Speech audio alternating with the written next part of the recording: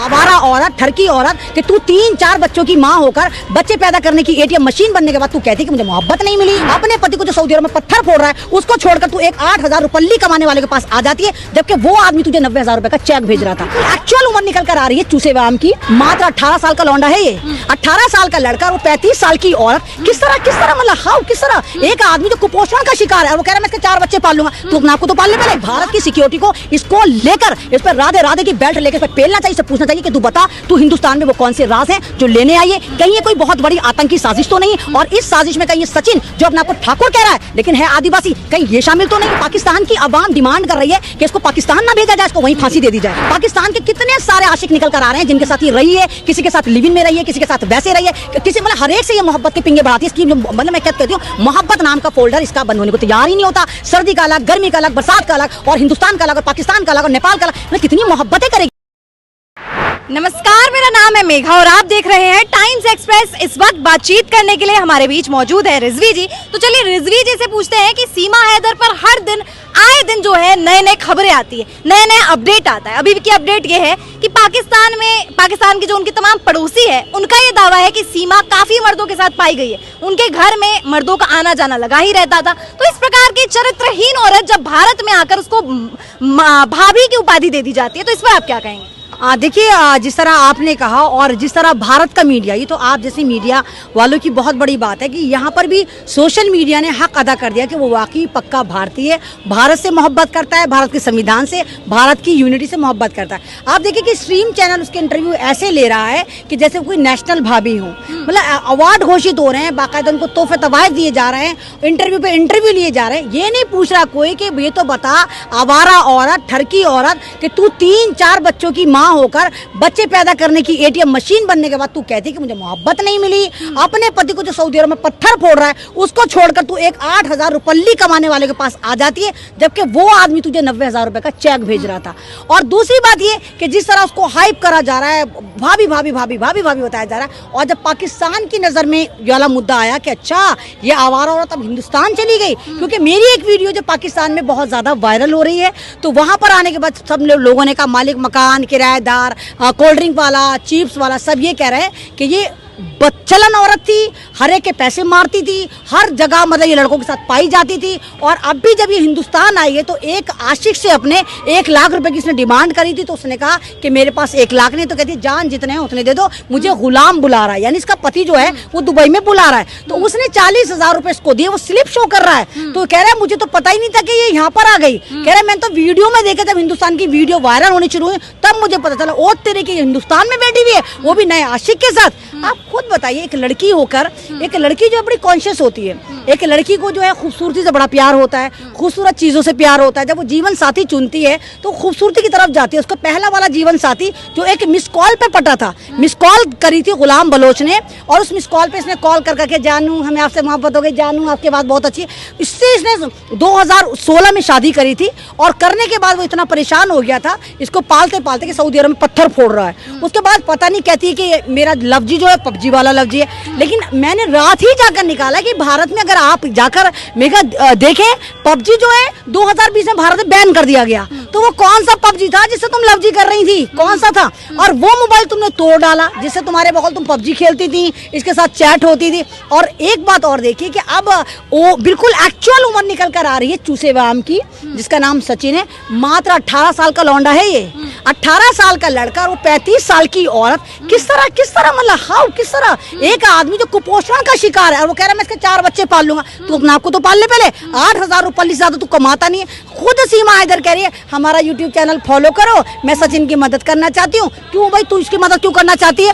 तू अपने पति की मदद करती ना, तूने उससे तलाक नहीं ली, तू पाकिस्तान की वफादार नहीं, तू वहाँ के मीडिया की वफादार नहीं, तू वहाँ के पड़ोसियों की वफादार नहीं, तू अपने शौहर की वफादार नहीं, तू बच्चों की वफादार नहीं, तू बच्चों को लेकर आ गई। और जिस लिहाज से तू आई, तू आना था, तू नेशनल एक सिक्योरिटी के साथ आती है, मतलब तू यहाँ पर लगाती कि तुझे नेशनलिटी चाहिए, क्या ऐसे कोई मतलब गाजर मूली भी कराए कि तुझे यहाँ पर नागरिकता ऐसी दे देंगे? एक महत्वपूर्ण सवाल पूछना चाहूंगी आपसे। कल मैं एक मेन स्ट्रीम मीडिया देख रही थी, तो उस चैनल में दिखा रहा था कि जब उसे पूछा जाता है कि आपको कलमा क्यों नहीं आता है, तो कहती मैं अपने लफ्ज पे लाना ही नहीं चाहती हूँ क्योंकि मैंने हिंदुत्व को इतना ज्यादा अपना लिया है। तो इस पे आप क्या कहेंगी? जब उनसे प्रश्न पूछा जाता है वो कलमा नहीं कह पाती, फिर वो कहती है कि नहीं मैंने हिंदुत्व अपना लिया तो अपने जुबान पे भी नहीं लाना चाहती हूँ। इस पे आप क्या कहेंगे? देखिए, मैंने कहा ना कि भारत एक मिली जुली संस्कृति का नाम है। भारत इस्लामिक देश तो है नहीं। भारत में ही मेरे हिंदू भाई, मेरे मुस्लिम भाई, मेरे सिख भाई, मेरे जैन, मेरे बौद्धिस्ट, मेरे तमाम मजहब का जो यहाँ पर मिला जुला संगम है। ये तो यहाँ पे तो मुद्दा ये नहीं कि तू हिंदू बनी कि तू मुसलमान बनी, मुद्दा ये है शक तो कहीं ना कहीं जाता है इसमें। शक तो जा रहा है ना। आप मतलब हिंदू रीति रिवाज में कहाँ लिखा हुआ है कि आप इलीगल तरीके से आ जाएं? कहीं लिखा हुआ है कि अगर आप हिंदू धर्म अपना रहे हैं और यहाँ पर आने के लिए आप इलीगल रास्ता चुने? जब तुझे सचिन से इतनी मोहब्बत थी, सचिन अंबानी तो नहीं था कि भारत में उसके बिजनेस थे, तो तूने नेपाल में शादी क्यों करी? तू हिंदुस्तान के मंदिर में आके करती ना, उसके घर वालों को लेकर, उन पड़ोसियों को लेकर जो आज तेरे साथ फोटो खिंचवा रहे हैं, तुझे इनाम दे रहे हैं, तुझसे खुश हो रहे हैं, जो तुझे सकीना भाभी कह रहे हैं, विकास की चाबी सीमा भाभी कह रहे हैं, तो तूने उनके साथ आके शादी क्यों नहीं करी? तो बहुत बड़ा सवाल है, सिक्योरिटी पे सवाल है। भारत की सिक्योरिटी को ठेंगा दिखाती हुई, पाकिस्तान की सिक्योरिटी को ठेंगा दिखाती हुई एक पांची फेल बुलबुल जो कहीं से नहीं लगती कि वो पांची फेल है, फर इंग्लिश बोल रही है, धमाकेदार तरीके से इंटरव्यू दे रही है, उसका कॉन्फिडेंस लेवल देखने लायक है, उसकी फिगर देखने लायक है, उसके जो मुजरे चल रहे हैं टिकटॉक पे वो डांस देखने लायक है। वो कोई कह रहा है कि ये दुबई के बार में डांस करती थी, कोई कह रहा है कि हिंदुस्तान में कोई बहुत बड़ा नेता है, उसकी ये रखेल है, वो इसको यहाँ लेकर आए। तो मैं जितने मुंह उतनी बातें, लेकिन भारत की सिक्योरिटी को इसको लेकर इस पर राधे राधे की बेल्ट लेकर इस पर पेलना चाहिए, इससे पूछना चाहिए कि तू बता, तू हिंदुस्तान में वो कौन से राज हैं जो लेने आई है? कहीं ये कोई बहुत बड़ी आतंकी साजिश तो नहीं? और इस साजिश में कहीं ये सचिन जो अपने आप को ठाकुर कह रहा है लेकिन है आदिवासी, कहीं ये शामिल तो नहीं?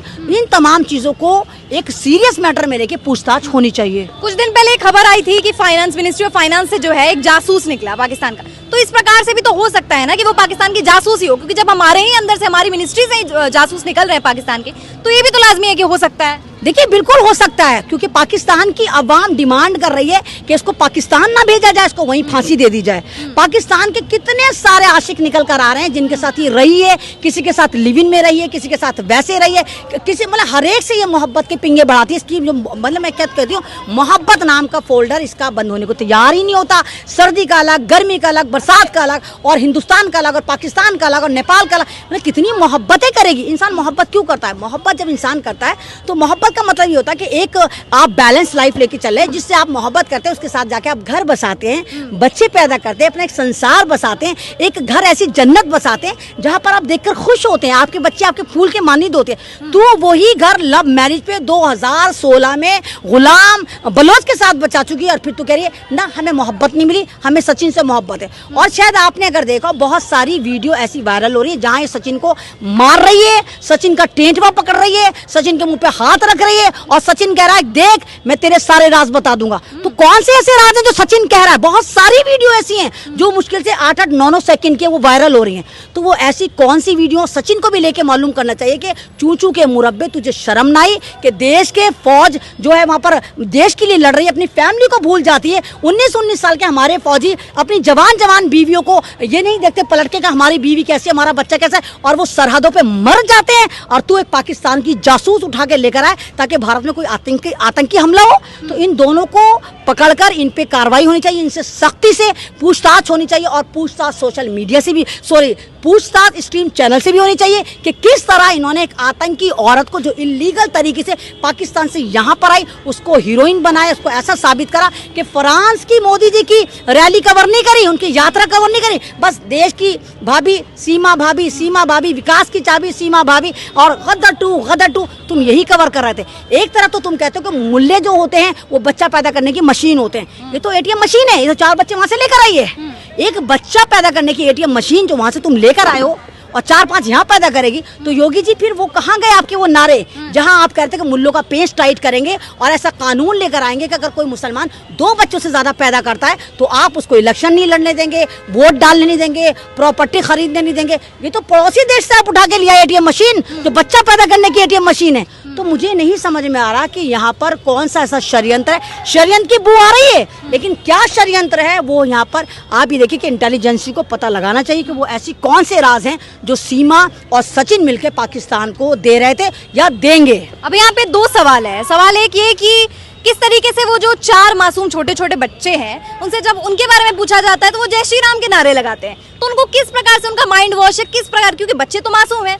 जब अगर वो मुसलमान थी तो वो 4 बच्चों को किस प्रकार से सिखा दिया गया कि वो जय श्री राम हर बात पे बोल रहे। और दूसरी ये बड़ी सवाल है कि जब वो आई थी लीगल तरीके से तो 48 घंटे के अंदर अंदर ही उनको रिहा भी कर दिया गया था। यानी जो जांच एजेंसियां है ना, ये तो वो जांच नहीं कर रही और रिहा भी 48 घंटे से पहले ही कर दे रही है। तो ये क्या सब कुछ मिला हुआ है, आपको क्या लगता है? बिल्कुल, इसमें तमाम के तमाम लोग शामिल हैं। आपको याद होगा कि 3 साल पहले भारत का जेएनयू में पढ़ने वाला उमर खालिद को पकड़ा जाता है और उन पर इल्जाम लगाया जाता है कि एक वीडियो दिखाई जाती है जिसमें कहा जाता है कि उमर खालिद पाकिस्तान जिंदाबाद के नारे लगा रहे, जबकि ऐसा नहीं था। उमर खालिद पाकिस्तान जिंदाबाद के नारे नहीं लगा रहा था, वो वीडियो डॉटेड थी। उसके बावजूद आज तक उमर खालिद जेल में बंद है, यानी सिर्फ एक नारा लगाने के इल्जाम है। और यहाँ पर साक्षात पाकिस्तानी औरत उठकर आ जाती है बिना वीजे के, बिना पासपोर्ट के, और आप कहते हैं कि विकास की चाबी सीमा भाभी, विकास की चाबी सीमा भाभी।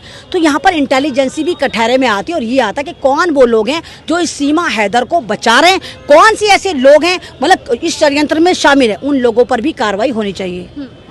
तो ये थे रिजवी जी और इनसे हमने बातचीत की सीमा हैदर के जो प्रज्वलित मुद्दा है उसमें कि किस तरीके से सीमा हैदर पाकिस्तान से भारत में आ जाती है और बार बार जो है उनसे पूछा जाता है, एनआईए पे जो है शंका जाती है कि क्यों अभी तक एनआईए ने जांच नहीं की है इसको। तो बस आज की वीडियो में इतना ही। चैनल को सब्सक्राइब कर लीजिए, वीडियो को लाइक कीजिए, कमेंट कीजिए और ज्यादा से ज्यादा लोगों में शेयर कीजिए। धन्यवाद।